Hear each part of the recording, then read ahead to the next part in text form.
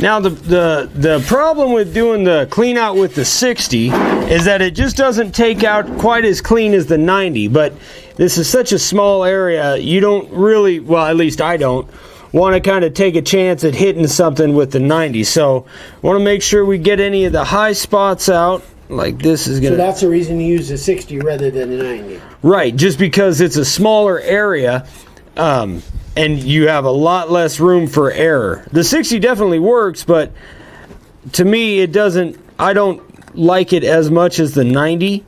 It just doesn't take it out quite as clean, but it definitely works. And sometimes you kind of just got to work with what you got as far as the smaller artwork. And that's going to be a high spot.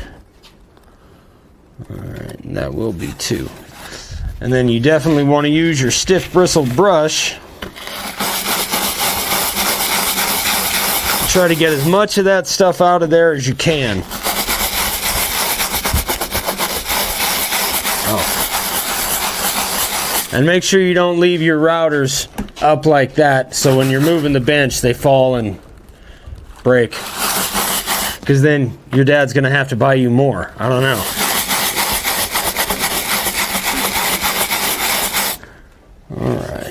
Alright, that looks pretty good. So, we're going to go ahead and spray this and come back and sand it off, and we'll see how it turns out. So, stick with us.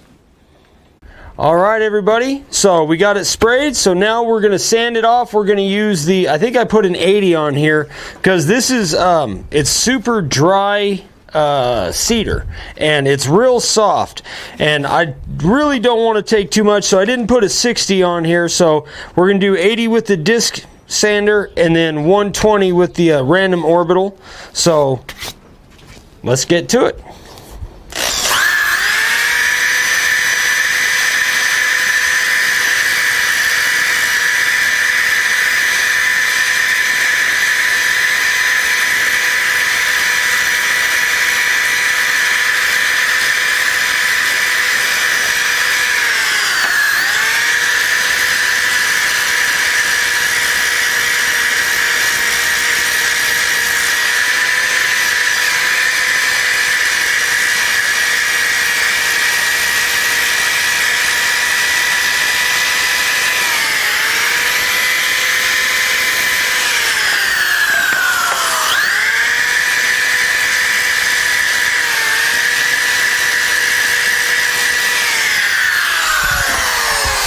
I love that sander. I love that thing, man. All right, now we're at with the 120 with the random orbital.